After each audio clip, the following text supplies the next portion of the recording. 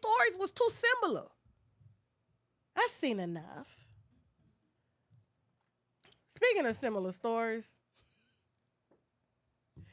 see, and now I'm not happy to see a man, especially a brown man, because he's not a black man, he's a brown man, go to jail for alleged fraud and scamming and things. So he's gonna do what he's supposed to do, which is cooperate. Probably gonna be given, some probation and things like that, and he's gonna be told that he's not gonna be allowed to work in real estate ever again, right? Well, I don't think they can do that, but he's just gonna watch how he moves, But when I, once I done some digging and stuff like that, I said, you know what, now I can blame Caesar because Caesar knew better. Caesar had already been to jail for fraud and things like that, so he knew better. But I don't think DJ Envy really knew. I think, and this is exclusive. I think he was trying to really keep up with his wife. You know them bags and stuff that his wife and stuff be posting in those sharp-ass suits Gia be posting. That's her daddy money. She's a trust fund baby. So the reason he cried and begged and almost, allegedly unalived himself when he was caught down there with Erica Mena, I don't think he was trying to unalive himself because his wife was going to leave him. I think he was trying to unalive himself because it was Erica Mena. She tend to do that to people. You know what I'm saying? But we're just going down memory lane. But needless to say, DJ Envy has had to work very hard to make his money match his wife's money. And that's why he keep impregnating her. So if they do divorce, half the kids go with him and half go with her because he going to try to say she can't afford them all so he can get a spousal support check. Her daddy invented something. I think it was toaster or something like that. And she's a trust fund baby. She ain't got to work for generations. They got generational wealth, okay? Now, he ain't put that out because he wants people to believe that he's the man of the household and he's trying to prove to her, to her that he can be what her father was. But unfortunately, he's still green behind the ears. He's still wet behind the ears. Never smoked a cigarette before. He drink wine coolers. You understand? It's a difference. And so he's trying to prove that he can be a man and really, really take care of these kids because apparently it is her daddy's money that's putting these kids through these private schools and not his $200,000 salary from the Breakfast Club. And so that's why he's had to use iHeartMedia and the airwaves to push this business that him and, the ex-felon, fraud felon Caesar came up with. He would be the face and the voice and get the customers. Caesar would collect the money in bags and never deposit it in the bank, allegedly, okay? And so when they made this video here, you got the video, it got me to thinking, because I've seen this thing done before, okay? And there's a reason why I got Grant Cardone here, okay? Because there's always a white version. I'm sorry, there's a cracker version, and then there's a nigga version. But let's hit a nigga version. Let's go. Flip it and Jack.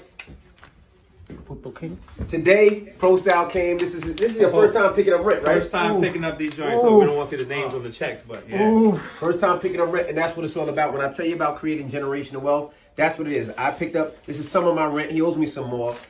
His rent is picked up. Just getting started, baby. And that's what it's about. Pro Style jumped into the game. How many houses you bought? 3. About to hopefully close on the 4th one, right? This guy's trying to get more houses than me. He's going to start speaking at the seminar. We're going to be at like 12, 16 units real soon. You know what I'm saying? Ooh, that's what it's about. Teaching and learning how to do it. And that's what we about, man. So I want to see you guys at the next seminar.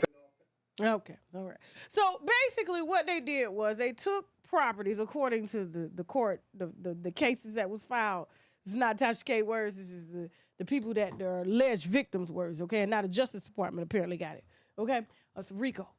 So apparently they tried to mimic what Grant Cardone does. Okay, so what Grant Cardone does, in nigga terms, is he goes to niggles and he shows off his boats and private jets and money and offices, and he'll take a building. I used to live in one of his buildings, right?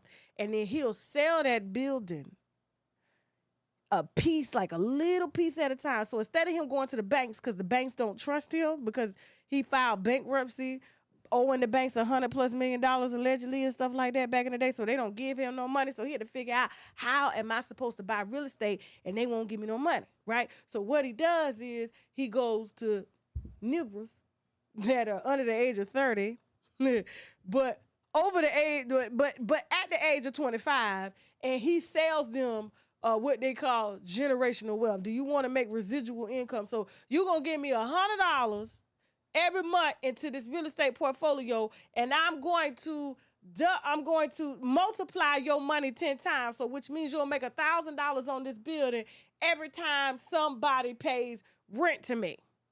Now the problem is, he's been able to stay out of jail. Now the feds is allegedly investigating him too, but it's just not as public. You understand what I'm saying? And so this is where they got their idea from. And so when people see, oh, they sold this building 11 times, they was basically trying to get multiple buyers in so that they can give them, you know, residuals on the building, and they just keep selling that building. And it's really not illegal, but the problem is they brown and he white, right? And he got better lawyers. And so the problem too is he has a certain demographic, listen to me now, that can't afford to file a lawsuit. When you target impoverished black men who are uneducated between the ages of 25 and 30, and he said this on his podcast all the time, and you go down there and you tell him, put your dope money in my business, and I'm going to bring you back 10 times, and then he jets off on his private jet, and then by the time he does have a check for him, they in jail. So he holds it in escrow, and then that money is used to buy more buildings, and then he goes to the hood again and says, I need y'all money, because they don't have the money, the time, the resources, or the education to file lawsuits. But the difference between him and them is they targeted grown fuckers like me that had $100,000. Instead, they should have been asking for $100 like he doing instead of $100,000. And that's why these niggas is finna go to jail. Moving on. Let's go. Last but not least, before we head over to TashaKLive.com and we talk about Dwight Howard, definitely got some exclusive wine on Papoose. You want to see that? You want to hear that in real time? You make sure